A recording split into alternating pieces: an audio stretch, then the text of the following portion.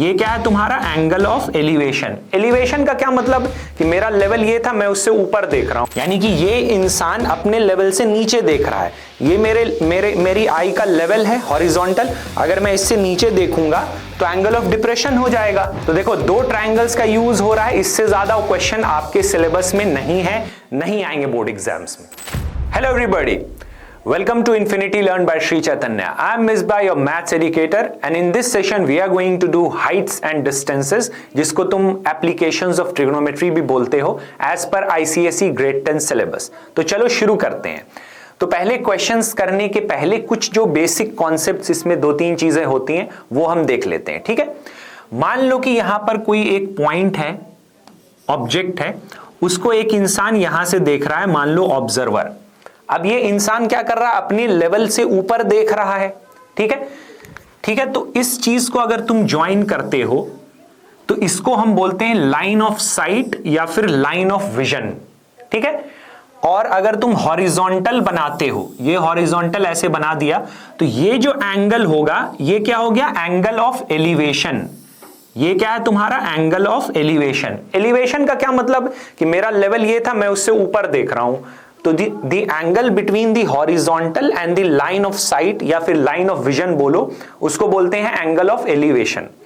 फिर अगर मान लो ये इंसान यहां पर था और यहां पर कोई दूसरा ऑब्जेक्ट क्यू है, उसको देख रहा है यहां से, तो लाइन ऑफ साइट इस केस में यही है, देखो ये लाइन ऑफ साइट है, और ये जो एंगल है मान लो अल्फा, ये क्या है, एंगल ऑफ डिप्रेशन। यानी कि ये इंसान अपने लेवल से नीचे देख रहा है, ये मेरी आई का लेवल है हॉरिजॉन्टल, अगर मैं इससे नीचे देखूंगा तो एंगल ऑफ डिप्रेशन हो जाएगा। तो एंगल ऑफ एलिवेशन यानी जब तुम ऊपर देख रहे हो, और डिप्रेशन यानी जब तुम नीचे देख रहे हो। इसका मतलब भी यही होगा इंग्लिश में। एलिवेशन का क्या मतलब होता है कि कोई चीज जब उठ रही होती है, और डिप्रेशन का मतलब जब नीचे देख रहे हो, ठीक है। तो ये दो चीजें, दो तीन चीजें, line of site, angle of elevation, angle of depression, आपको पता होना चाहिए, तो इसके ऊपर तुम क्वेश्चंस कर सकते हो, ठीक है। तो चलो करते हैं। तो देखो, the ratio of the length of a tree and its shadow is this, find the angle of the sun's elevation और सन्स अल्टीट्यूड। यानी कि यहां पर देखो एक ट्री है, कुछ ऐसा ट्री है। अब यहां पर देखो ऑब्वियसली सन इसी डायरेक्शन में होगा, स्काई में, है ना, तभी तो यहीं से लाइट रेज जाएंगी, सन रेज जाएंगी, तो इधर फिर आपको शैडो मिलेगा, ठीक है भाई, शैडो मिलेगा। अब यहां पर देखो मान लो ये x है और ये y है, तो angle of elevation of the sun तो यही है, इसको angle of elevation of the sun बोलो, या उसको सन्स अल्टीट्यूड भी बोलते हैं, तो दोनों एक ही चीज है।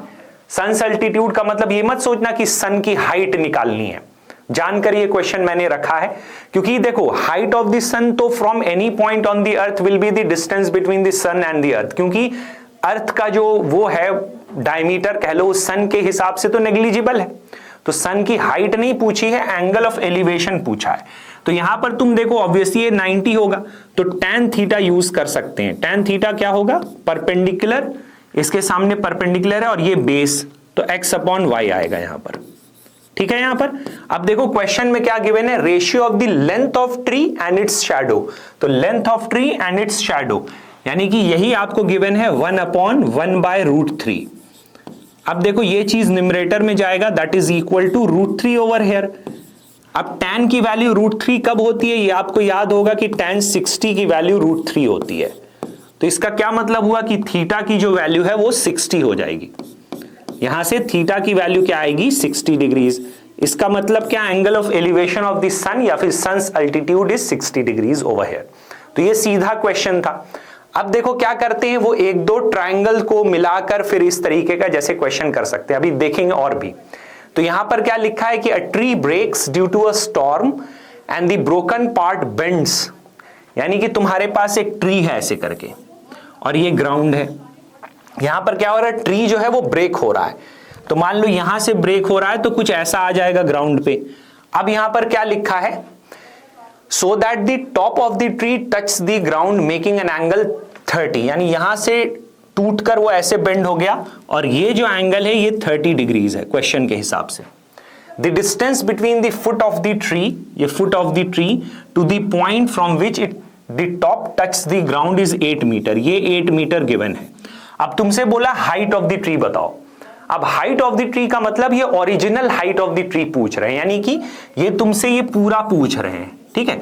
तो इसको x मान लो और इसको y मान लो। अब एक चीज और यहां पर समझने वाली बात ये है कि यहां से ऐसे टूटा तो अगर ये x है तो ये भी x होगा, ठीक है, ये भी x होगा यहां पर।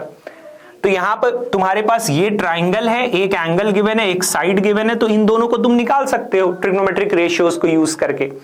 तो देखो यहां पर अगर हम tan 30 करें, tan 30 करें तो ये क्या होगा भाई, 30 के लिए परपेंडिकुलर अपॉन बेस, तो y बाई 8 हो जाएगा।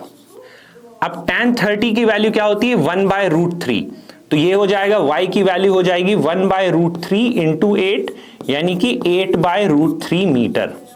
सही है। अब यहां पर x की वैल्यू निकालने के लिए तुम क्या कर सकते हो, बेस अपॉन हाइपोटेन्यूज, तो cos 30 कर सकते हो। cos 30 क्या होगा, बेस अपॉन हाइपोटेन्यूज यानी 8/x, और cos 30 sin 60 के इक्वल होता है √3/2। ये किसके इक्वल है, 8/x। तो यहां से तुम x निकाल सकते हो, x will be equal to 16/√3 metre. अब तुमसे पूछा ये नहीं गया है, तुमसे पूछा गया है टोटल हाइट, यानी कि x प्लस वाई की वैल्यू बताओ। तो यहां पर देखो x प्लस वाई की वैल्यू क्या होगी, 8/√3 प्लस 16/√3 मीटर, प्लस 16/√3 मीटर। तो ये देखो क्या है तुम्हारा 24/√3 हो गया। अब क्या करते हैं, डिनोमिनेटर को रैशनलाइज कर दो, तो √3 और √3 से मल्टीप्लाई डिवाइड कर दो। अब देखो √3 इंटू √3 तो 3 हो जाता है, तो 3 8 = 24। तो आंसर क्या आ गया बताओ, 8√3 मीटर। अब चाहो तो अप्रोक्सीमेट वैल्यू निकाल लो, √3 की अप्रोक्सीमेट वैल्यू क्या होती है, 1.732। एग्जैक्ट तो तुम निकाल ही नहीं सकते, क्योंकि एग्जैक्ट वैल्यू √3 की नहीं ला सकते, that is an irrational number. तो ये अप्रोक्सीमेट आंसर है, मल्टीप्लाई कर लेना। तो ये एक क्वेश्चन हो गया। अब आईसीएसई ग्रेड 10 के सिलेबस में क्या है, वो 2 ट्राइंगल्स से ज्यादा के क्वेश्चंस नहीं है, ठीक है। वैसे तो 2 से ज्यादा भी ट्राइंगल्स हो सकते हैं। तो देखो ये तो सीधे वाले क्वेश्चंस थे। अब जैसे क्या है कि ट्राइंगल्स एक से ज्यादा मिल रहे हैं, ये स्पेसिमेन का क्वेश्चन है कि a man on the top of a light house observes the angle of depression of the 2 ships on the opposite sides of the lighthouse as this and this respectively. If the height of the lighthouse is this, find the distance between the 2 ships. यानी तुम्हारे पास क्या है कि एक light house है इस तरीके से, यहां पर एक इंसान है और इस लाइट हाउस के दोनों तरफ 2 शिप्स है, एक शिप यहां पर, एक शिप यहां पर, दोनों के लिए ही एंगल ऑफ डिप्रेशन गिवन है। तो एंगल ऑफ डिप्रेशन कुछ इस तरह से बनाओगे, देखो एक के लिए एंगल ऑफ डिप्रेशन है 30 डिग्रीज, दूसरे के लिए 50, तो ये 30 डिग्रीज है और ये वाला 50 डिग्रीज है। अब देखो horizontal levels will be parallel to each other, भाई ये दोनों पैरेलल ही होंगे ना। तो मुझे एक बात बताओ, ये ट्रांसवर्सल हो जाएगा और ये एंगल भी 30 होगा, अल्टरनेट इंटीरियर एंगल्स। वैसे ही ये ट्रांसवर्सल हो जाएगा और ये angle will be 50 degrees, alternate interior angles. सही है गाइस। अब देखो height of the light house भी यहां पर पता हमें 80 मीटर। हमसे पूछा क्या, डिस्टेंस बिटवीन द 2 शिप्स, यानी x और y, x प्लस y की वैल्यू पूछी है यहां पर। तो हमें कुछ नहीं करना है, इस ट्राइंगल में तुम tan 30 यूज कर सकते हो, 30 और 50 है, ठीक है। तो tan 30 यूज कर सकते हो। tan 30 की वैल्यू क्या होगी यहां पर, परपेंडिकुलर अपॉन बेस, यानी कि 80/x। तो tan 30 की वैल्यू वैसे 1/√3 होती है ना, तो ये 80/x हो जाएगा। तो यहां से x की वैल्यू क्या आ जाएगी, 80√3 मीटर, ठीक है। उसी तरीके से यहां पर इस राइट एंगल ट्राइंगल में अगर तुम tan 50 कर दो, tan 50 कर दो, तो परपेंडिकुलर अपॉन बेस यानी कि 80/y हो जाएगा। अब देखो tan 50 की वैल्यू आप याद नहीं रख सकते, आप सिर्फ स्टैंडर्ड एंगल्स के लिए याद रखते हो, है ना। तो इसको क्या करोगे, टेबल से आंसर लाओगे। टेबल में आपको ये चीजें गिवन होंगी, अलग अलग एंगल्स के लिए अलग अलग ट्रिग्नोमेट्रिक रेशियोज की क्या क्या वैल्यूज होंगी, ठीक है। तो ये y की वैल्यू है मीटर। अब टोटल यहां पर क्या है, डिस्टेंस बिटवीन द शिप्स क्या है यहां पर, x प्लस वाई, यानी कि 80√3 मीटर प्लस 80/tan 50। ऑब्वियसली इसको टेबल से फाइंड कर लो, और यहां पर जो भी क्वेश्चन में गिवन है, अब मैं यहां पर टेबल नहीं शो कर रहा। दूसरी बात है कि कैलकुलेशन तुम खुद से कर सकते हो, तो नियरेस्ट मीटर में लिखा है तो ऑब्वियसली तुम्हें उस हिसाब से कैलकुलेशन यहां पर करनी पड़ेगी, ठीक है। तो ये क्वेश्चन हो गया आपका स्पेसिमेन का। फिर उस टाइप से देखो इस टाइप के क्वेश्चंस होते हैं, जैसे दो ट्रायंगल्स वाली बात है। यहां पर ये था सीधा, फिर भी ये भी कॉम्प्लेक्स नहीं था इतना, लेकिन थोड़ा सा और ट्विस्ट अगर हो जाए तो इस तरीके का हो सकता है। देखो कि from an aeroplane vertically flying over a straight road the angle of depression of 2 consecutive kilometre stone. यानी यहां पर देखो एक रोड है और एक कोई एरोप्लेन है यहां से, तो 2 पॉइंट्स हैं उस रोड पर, उन दोनों पॉइंट के लिए एंगल ऑफ डिप्रेशन गिवन है। तो कुछ इस तरीके से करोगे और फिर यहां से आपको पता है कि ये पैरेलल ही होगा, ठीक है, ये चीजें तो समझते ही हो। अब यहां पर 45 एंड 60 है, तो ऑब्वियसली जो कम एंगल है वो 45 ही होगा, तो ये 45 है। तो जो लास्ट स्लाइड में मैंने बताया अल्टरनेट इंटीरियर एंगल्स, क्योंकि ये दोनों पैरेलल हैं तो ये ट्रांसवर्सल हो जाएगा, तो अगर ये 45 है तो ये भी 45 हो जाएगा, अल्टरनेट इंटीरियर एंगल्स, ठीक है। उसी तरीके से यहां पर देखो ये वाला 60 गिवन है, तो ये भी 60 हो जाएगा, अल्टरनेट इंटीरियर एंगल्स। अब तुम्हें यहां पर ये परपेंडिकुलर ड्रॉप करना ही होगा, तभी ये क्वेश्चन कर पाओगे। अब यहां पर गिवन है कि ये दोनों किलोमीटर स्टोन है। किलोमीटर स्टोन का मतलब कि इन दोनों के बीच में 1 किलोमीटर डिस्टेंस है, यही तो होगा किलोमीटर स्टोन। माइल स्टोन का मतलब क्या होता है कि दो जो रोड पे पत्थर होते हैं, तुमने देखा होगा इस तरीके से जो होता है ना, तो उनके बीच में 1 माइल का डिस्टेंस होगा, यहां पे किलोमीटर स्टोन है। तुमसे क्या बोला, height at which the airplane is flying in kilometre ही पूछ रहे हैं, यानी कि तुमसे ये एक्स पूछ रहे, ये एक्स बोल दो। फिर देखो यहां पे इसको y मान सकते हो, तभी तो ये क्वेश्चन कर पाओगे, क्योंकि यहां पर 2 राइट एंगल ट्राइंगल्स हैं। देखो एक बड़ा राइट एंगल ट्राइंगल, उसमें तुम tan 45 यूज कर सकते हो। देखो tan 45 क्या होगा, परपेंडिकुलर अपॉन बेस, यानी x अपॉन y+1। अब tan 45 की वैल्यू 1 होती है, तो क्रॉस मल्टीप्लाई करो, तो y+1 is equal to x, यानी y की वैल्यू क्या है, x-1, ठीक है। अब इस राइट एंगल ट्राइंगल में फिर से तुम tan 60 यूज कर सकते हो, तो ये क्या होगा, परपेंडिकुलर अपॉन बेस, यानी x/y। अब यहां से tan 60 की वैल्यू आपको पता है √3 है, और y की वैल्यू आपको पता है, क्योंकि x चाहिए ना, हाइट चाहिए, तो y की वैल्यू x-1 तुम यहां से रख सकते हो, that is equal to x। अब यहां से आपको कुछ नहीं करना है, x की वैल्यू निकालनी है, ठीक है। तो चलो इसको सिंप्लीफाई करते हैं, तो देखो क्या होगा, √3x minus √3 that is equal to x हो जाएगा। अब इसको इस तरफ ले आओ और इसको इस तरफ ले आओ, तो क्या आएगा बताओ, √3x minus x that is equal to √3। तो यहां से x कॉमन ले लो, ये आएगा तुम्हारा √3 माइनस 1, और ये क्या है तुम्हारा √3। तो यहां से x की क्या वैल्यू हो जाएगी बताओ, that will be equal to √3 upon √3 minus 1। अब इस फॉर्म में मत रखो, डिनोमिनेटर को रैशनलाइज कर दो। देखो √3 माइनस 1 है, तो √3 प्लस 1 से मल्टीप्लाई डिवाइड करना होगा, तभी तो डिनोमिनेटर विल बी रैशनलाइज्ड, सही है। और न्यूमरेटर में देखो क्या आएगा, √3 इंटू √3 3 हो जाएगा, और √3 इंटू 1 √3 होगा, सो ये आएगा 3 प्लस √3। अच्छा डिनोमिनेटर में देखो a minus B, a plus B है कि नहीं है, तो क्या वो a square minus B square हो जाएगा, तो √3 का स्क्वायर माइनस 1 का स्क्वायर, √3 का स्क्वायर 3 माइनस 1, क्या ये 2 हो जाएगा डिनोमिनेटर में, बिल्कुल हो जाएगा सर। तो बताओ यही आंसर हो गया। अब इसमें तुम अप्रोक्सीमेट वैल्यू निकाल सकते हो, वरना रहने भी दे सकते हो, क्योंकि ये तुमसे पूछ नहीं रहे डेसिमल में। अप्रोक्सीमेट वैल्यू यही है कि √3 की वैल्यू 1.732 लिख दो एंड डिवाइडेड बाय फिर 2 कर दो, तो ये हाइट ऑफ द एरोप्लेन आ जाएगा। तो देखो 2 ट्रायंगल्स का यूज हो रहा है, इससे ज्यादा क्वेश्चन आपके सिलेबस में नहीं है, नहीं आएंगे बोर्ड एग्जाम्स में। हाँ ऑब्वियसली अगर आप सीख ले रहे हो या आपने सीख लिया ऑलरेडी तो बहुत अच्छी बात है, मैं तो बोलूंगा सीख लो, क्योंकि फिर बाद में वो चीजें काम आएंगे, 11 वगैरह में वो चीजें यूज होंगी ही। लेकिन फिलहाल जब बोर्ड एग्जाम को टारगेट कर रहे हो तो मत करो, ठीक है। चलो फिर उसके बाद देखो वही वाली चीज है, 2 ट्रायंगल्स की बात यहां पर कर रहे हैं, उसी तरीके से यहां पर भी हो रहा है, 2 ट्रायंगल्स की बात हो रही है। तो यहां पर क्या होगा कि from the top of a hill 200 metre high the angles of depression of the top and the bottom of a pillar are 30 degrees and 60 degrees. क्या है, top of a hill 200 metre high the angles of depression of the top and bottom of a pillar, यानी hill ज्यादा height पर है। देखो हिल ज्यादा height पर है और एक पिलर है तुम्हारे पास। अब क्या बोल रहे हैं कि ये जो हिल है वो 200 मीटर हाई है। हिल जो है तुम्हारे पास ये क्या है, 200 मीटर हाई है, इस तरीके से, ठीक है। अब यहां से angles of depression of the top and bottom of the pillar given है। तो टॉप का एंगल ऑफ डिप्रेशन इस पिलर का क्या गिवन है, 30। तो ऐसे करोगे, ऑब्वियसली ये दोनों पैरेलल हैं तो ये 30 डिग्रीज।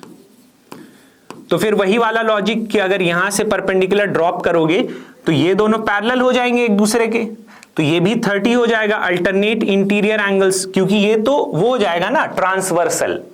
अच्छा, अब बॉटम का भी एंगल ऑफ डिप्रेशन गिवन है यहां पर।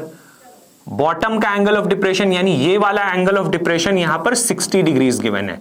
तो सेम लॉजिक से ये भी देखो तुम्हारा ट्रांसवर्सल हो जाएगा, so this angle will be 60 degrees. Clear है यहां तक? अब तुमसे यहां पर पूछ ये रहे कि हाइट ऑफ द पिलर बताओ, ये हाइट ऑफ द पिलर है and the distance from the हिल, ये तुमसे पूछा है। तो x और y अज्यूम कर लो। तो इसको अगर तुम x बोल लेते हो और इसको तुम अगर y बोल देते हो तो तुमसे x और y की वैल्यू पूछी गई है यहां पर, ठीक है। तो अब देखो यहां पर तुम क्या कर सकते हो जैसे देखो ये 90 तो होगा ही ना, क्योंकि ये तो परपेंडिकुलर ही रखोगे, ये भी 90 है, ये मैंने 90 बना दिया, तो भाई ये भी 90 होगा ना इस वाले क्वाड्रिलैटरल में, ये रेक्टेंगल हो जाएगा, सही है। अब देखो opposite sides of a rectangle are equal, कहने का मतलब है कि ये भी तुम्हारा x होगा कि नहीं होगा, बोलो। तो कहने का ये मतलब है कि ये जो चीज है ये क्या हो जाएगी, this will be 200 minus x, क्योंकि टोटल तो 200 है, तो 200 माइनस एक्स मीटर हो जाएगा, सही है यहां तक। अच्छा, अब देखो अगर मैं इस वाले इस ट्राइंगल को देखूं, दिस ट्राइंगल को अगर मैं यहां पर देखूं, इस ट्राइंगल को, तो क्या मैं यहां पर tan 60 यूज कर सकता हूं? यहां पर tan 60 यूज कर सकता हूं, परपेंडिकुलर अपॉन बेस, यानी 200 अपॉन वाई। देखो 200 अपॉन वाई, अब tan 60 की वैल्यू होती है √3, so that is equal to 200 upon Y, यानी y की वैल्यू यहां पर क्या हो गई, बोलो 200 अपॉन √3। तो देखो ये क्या हो गया, distance of the pillar from the हिल। तुम चाहे डिनोमिनेटर को रैशनलाइज कर दो, तो यहां पर √3 से मल्टीप्लाई डिवाइड अगर कर दोगे तो क्या आ जाएगा, ये 200 √3 अपॉन 3। अब वही चीज है, इसको अप्रोक्सीमेट आंसर भी तुम ला सकते हो अगर तुम √3 की वैल्यू 1.732 अप्रोक्सीमेटली लिख दो तो ये हो गया distance of the pillar from the हिल, ये हो गया y की वैल्यू हो गई। अब तुम देखो मैंने क्या बोला था कि ये आपका रेक्टेंगल है, तो इसका मतलब ये वाली चीज जो है ये भी y होगी, this will also be y। यानी अगर तुम इस राइट एंगल ट्राइंगल की बात करो, इस राइट एंगल ट्राइंगल में क्या हम tan 30 यूज कर सकते हैं? देखो tan 30 बिल्कुल यूज कर सकते हैं सर। क्या होगा, परपेंडिकुलर अपॉन बेस, तो 200 minus x, 200 minus x upon में y आ जाएगा ना, अपॉन में y आ जाएगा, और y के जगह पे क्या आ गया था, देखो 200 बाय √3, तो ये क्या है तुम्हारा 200 बाय √3 रहने दो। अब देखो tan 30 की वैल्यू क्या होती है, 1 बाय √3 होती है, आपको पता है, क्रॉस मल्टीप्लाई करो तो 200 बाय √3 यहां पर आएगा, and that is equal to 200 minus X. अब इसको सॉल्व कर सकते हो, ये देखो क्या आएगा, 200 अपॉन √3 इंटू √3 3 हो जाएगा, and that is equal to 200 minus X. तो इसका मतलब ये हुआ कि यहां से x की वैल्यू आ जाएगी 200 माइनस 200 बाय 3। इसको सॉल्व करोगे तो क्या आएगा, 3 2 6 माइनस 2 400 बाय 3 मीटर। ये क्या है, ये हाइट ऑफ द पिलर है। ये क्या है, हाइट ऑफ द पिलर, ये तुम्हारा हाइट ऑफ द पिलर हो गया, and this is the distance of the pillar from the base of the हिल। तो इस टाइप से क्वेश्चन आपसे पूछ सकते हैं, इससे ज्यादा नहीं पूछेंगे। मैं बार बार इसीलिए बोल रहा हूं कि बहुत सारे बच्चे में थोड़ा सा कंफ्यूज होते हैं, स्पेशली ट्रिग्नोमेट्री के मामले में थोड़ा सा होते हैं कि सर ये नहीं किया है या वो नहीं किया है, तो सर क्या मैं कर लूंगा।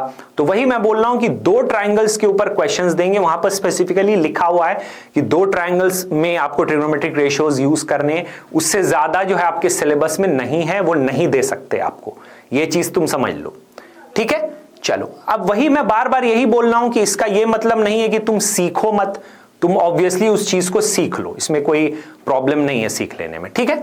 चलो अब एक थोड़ा सा और ट्रिकी क्वेश्चन मैंने रखा है कि देखो, a straight highway leads to the foot of a tower, a man standing at the top of the tower observes a car at an angle of depression 30 degrees which is approaching the foot of the tower at a uniform speed. तो यहां पर 6 seconds later the angle of depression of the car is found to be 60 degrees. So find the time taken by the car to reach the foot of the tower from this point.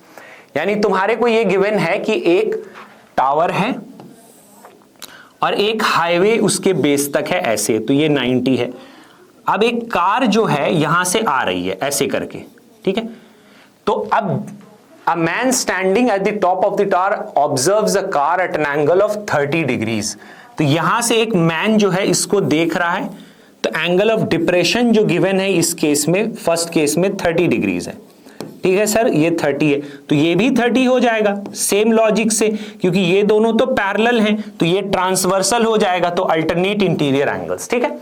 अब यहां पर क्या लिखा है, 6 seconds letter. अब ये car जो है यहां से यहां आ रही है, तो 6 सेकेंड्स लेटर कार कुछ यहां पर है और एंगल ऑफ डिप्रेशन आपको अब क्या गिवन है, 60 degrees. Angle of depression is 60, तो यानी कि ये एंगल भी 60 हो जाएगा, अल्टरनेट इंटीरियर एंगल्स। अब तुम यहां पर देखो यूनिफॉर्म स्पीड है, तो यूनिफॉर्म स्पीड सपोज कर लो x मीटर पर सेकेंड है, ठीक है, मीटर पर सेकेंड, किलोमीटर पर आवर, कुछ भी कर लो, क्योंकि यहां पर सेकेंड की बात कर रहे हैं इन दी आई मीन सेकेंड्स के टर्म में, तो मीटर पर सेकेंड कर लो। अब तुम सुनो, 6 सेकेंड लगे यहां से यहां तक आने में, और स्पीड क्या है, x मीटर पर second. So distance is speed into time. क्या ये 6x मीटर है? बिल्कुल है सर, ये है 6x मीटर। अब तुमसे इस क्वेश्चन में यह पूछा गया है कि भाई यहां से यहां आने में कितना टाइम लगेगा, समझे बात। मान लो कि ये P है और ये Q है, तो क्या मैं Q को निकाल सकता हूं? अगर मैं Q डिस्टेंस को निकाल लूं तो हमारे पास स्पीड है तो टाइम निकल आएगा, क्योंकि time is equal to distance upon speed होता है। तो इसी वही काम हम करेंगे। देखो, 2 राइट एंगल ट्राइंगल्स हैं, एक बड़ा वाला, इसमें tan 30 यूज कर सकते हो। देखो tan 30 क्या होगा, परपेंडिकुलर अपॉन बेस, यानी कि P upon Q plus 6x। सही है सर, बिल्कुल मैंने यहां से कर लिया। अब देखो यहां पर P की वैल्यू क्या होगी, क्रॉस मल्टीप्लाई करोगे तो ये तुम्हारा आएगा Q प्लस 6x, और tan 30 की वैल्यू होती है 1/√3, तो √3 आएगा। उसी तरीके से यहां पर भी ट्रिग्नोमेट्रिक रेशियो यूज कर सकते हो, तो क्या यहां पर tan 60 की वैल्यू निकाल सकते हैं, that is perpendicular upon base, यानी कि P/Q हो जाएगा। तो यहां से बताओ P की वैल्यू क्या आएगी, tan 60 की वैल्यू होती है √3, तो ये √3Q आएगा। सही है। अब मुझे बताओ क्या मैं इन दोनों को इक्वेट कर सकता हूं, क्योंकि दोनों ही P के इक्वल हैं, तो this is equal to this या this is equal to this लिख लो। तो यहां से √3Q जो है that is equal to Q plus 6x upon में क्या आएगा बताओ, √3। अब क्रॉस मल्टीप्लाई करोगे तो √3 इंटू √3 तो 3 होता है, तो ये 3Q की वैल्यू आ गई Q प्लस 6x। तो अगर इसको सॉल्व कर दोगे तो क्या आएगा, 2Q is equal to 6x आ गया। इसका मतलब ये हुआ कि Q की जो वैल्यू है वो क्या है बताओ, यहां पर देख के 3x मीटर है, 3x मीटर। अब तुम्हें क्या पता करना है, तुम्हें यह पता करना है कि यहां से यहां तक आने में टाइम कितना लगा। तो टाइम क्या होता है, डिस्टेंस अपॉन स्पीड। तो टाइम इज इक्वल टू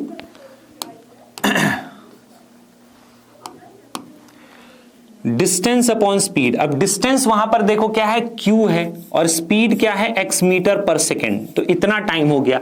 अब Q मैंने निकाल लिया था, यही तो मैंने बोला था x के टर्म्स में, तो ये 3x अपॉन x है, ये कैंसिल होएगा। तो मुझे एक बात बताओ, क्या 3 सेकेंड आंसर है? बिल्कुल है सर, यानी कि यहां से यहां तक आने में 3 सेकंड लगेंगे, अगर ये गिवन है कि यहां से यहां तक आने में 6 सेकंड लग रहे हैं एट अ यूनिफॉर्म स्पीड। तो ये देखो थोड़ा सा ट्रिकी क्वेश्चन हो गया, on the basis of Heights and distances आपको बिल्कुल दे सकते हैं, लेकिन ये रेयर है, फिर भी मैं सिखा दे रहा हूं। देखो कुछ कुछ थोड़े ज्यादा टाइप के ट्रिकी सवाल अगर करवा देता हूं तो आपको फायदा होगा, लेकिन आइडियली आईसीएसई ग्रेड 10 में जो क्वेश्चंस आते हैं यही स्पेसिमेन क्वेश्चंस हैं, तो वही मैंने ले लिया है। इस टाइप के क्वेश्चंस आ सकते हैं, ये वाला आ गया, तो ज्यादा कॉम्प्लेक्स क्वेश्चंस वो देते नहीं है, लेकिन मैंने जानकर कवर किया है, वो तरीके की चीजें मैंने कवर की हैं कि अगर कहीं दे दिया तो कैसे करेंगे, तो इसीलिए मैंने आपको यहां पर ये क्वेश्चन यहां पर दे दिया। I hope that is clear. चलो अब देखो, इतने ही क्वेश्चंस यहां पर हमें करने थे हाइट्स एंड डिस्टेंसेस के। एक क्वेश्चन मैं और आपको दे देता हूं ट्रिग्नोमेट्री का, ठीक है। बाकी ये टेलीग्राम चैनल का वो है, तुम ऑब्वियसली स्कैन करो, उसको सब्सक्राइब कर लो, क्योंकि जो भी चीजें रिकॉर्डिंग्स वगैरह हो रही हैं या जो भी चीजें होंगी will update over there, right, for videos. चलो अब एक क्वेश्चन जैसे मैं ऐसा दे देता हूं, तुमने किया होगा पहले, कि जैसे अगर तुम्हारे को गिवन है कि 7 sin square theta 7 sin square theta plus 3 cos square theta, अगर तुम्हारे को ये गिवन है 4 के इक्वल, ठीक है, 7 sin square theta 3 cos square theta is equal to 4, तो तुमसे ये बोल रहे हैं कि cot थीटा की वैल्यू बता दो, cot थीटा की वैल्यू बता दो। cot थीटा पूछ लें या फिर tan थीटा पूछ लें, तो इस तरीके का बेसिक क्वेश्चन जैसे आपसे मल्टीपल चॉइस क्वेश्चन में अगर पूछ लें तो कोई हर्ज नहीं है, ठीक है। अब देखो इसको कैसे टैकल करना है। देखो यहां पर ये तो 7 sin स्क्वायर थीटा है ही, 7 sin स्क्वायर थीटा है, प्लस 3 cos स्क्वायर थीटा भी है, कोई मसला नहीं है सर। क्या मैं इस 4 को 4 into 1 लिख सकता हूं? बिल्कुल लिख सकते हो सर। अब इस 1 के जगह पे, इस 1 के जगह पे क्या मैं sin square theta plus cos square theta लिख दूं? sin square theta plus cos square theta लिख दूं यहां पर? बिल्कुल लिख सकते हो। अब अगर इसको तुम ओपन करोगे तो क्या ये 4 sin square theta plus 4 cos square theta हो जाएगा? बिल्कुल हो जाएगा। अब देखो क्या है कि 7 sin square theta minus 4 sin square theta क्या हो जाएगा? 3 sin स्क्वायर थीटा हो गया सर, बिल्कुल हो गया। और उसके बाद 4 cos square theta minus 3 cos square theta अगर कर दोगे तो cos स्क्वायर थीटा हो जाएगा, सही है। तो इसका मतलब यह हुआ कि अगर sin स्क्वायर थीटा को इधर ले आए तो 3 is equal to cos square theta upon sin square theta हो जाएगा, है कि नहीं। तो ये देखो काफी इंपॉर्टेंट टाइप का क्वेश्चन है। तो यहां से तुम क्या बोल सकते हो, देख के बताओ। यहां से तुम बोल सकते हो कि 3 is equal to cos square upon sin square क्या होगा? cot स्क्वायर थीटा, सही है। तो वैसे तो नेगेटिव वैल्यू भी आएगी, लेकिन वही है कि ग्रेड 10 तक इग्नोर कर देते हो, तो आंसर क्या आएगा? प्लस माइनस √3, सही है। अब तुमसे एंगल भी पूछ सकते हैं यहां पर, तो cot थीटा की वैल्यू √3 कब होती है? देखो sin 60 की वैल्यू √3 होती है, तो cot 30 की वैल्यू √3 होगी, cot 30। तो इसका मतलब यहां से थीटा की वैल्यू आ गई 30 डिग्रीज।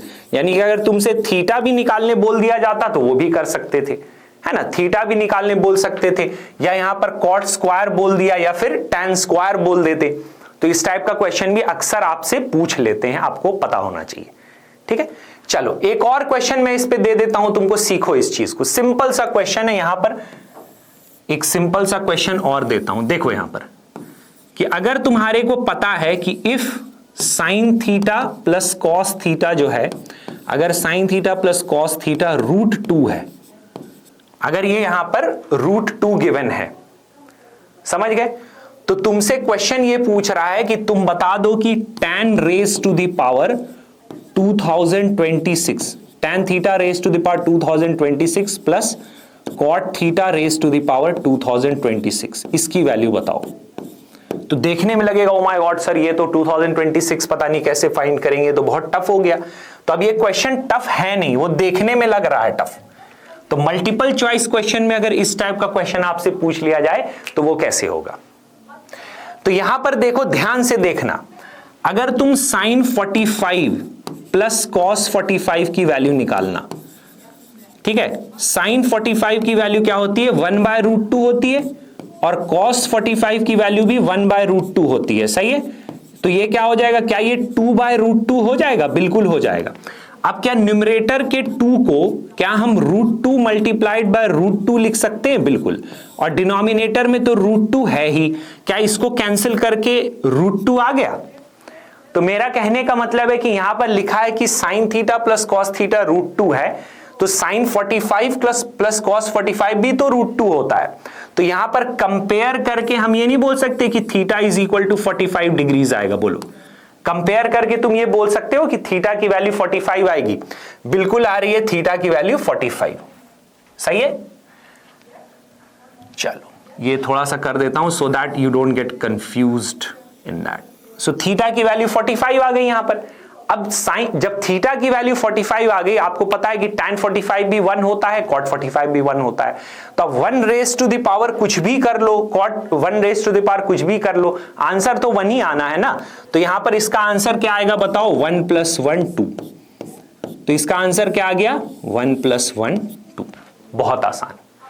तो ये आपको अगर पता है तो आप तुरंत में यहां पर कर लोगे।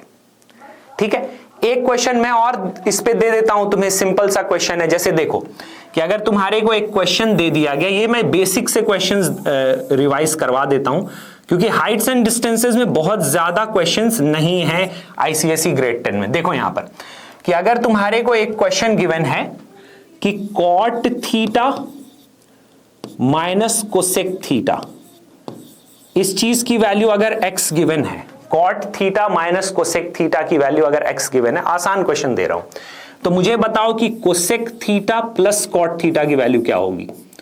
एमसीक्यू में पूछ सकते हैं cosec theta plus cot theta की वैल्यू। सही है, मल्टीपल चॉइस क्वेश्चन में 1 सेकंड में आप इसका आंसर बोल सकते हो अगर आपको लॉजिक पता है इसका। तो देखो लास्ट क्लास में मैंने आपको बताया था कि sec theta plus tan theta and sec theta minus tan theta एक दूसरे के रेसिप्रोकल होते हैं, क्योंकि sec square theta minus tan square theta 1 होता है। तो उसी तरीके से यहां पे भी तो देखो कि कोसेक स्क्वायर थीटा जो होता है, cosec square theta minus cot square theta तो 1 होता है। तो A square minus B square identity अगर यूज करोगे तो क्या यहां पे भी देखो cosec theta plus cot theta multiplied by cosec theta minus cot theta लिख सकते हो कि नहीं बताओ। Cosec theta minus cot theta is equal to 1 ही आएगा। तो इसका यह मतलब हुआ कि cosec theta plus cot theta and cosec theta minus cot theta एक दूसरे के रेसिप्रोकल है।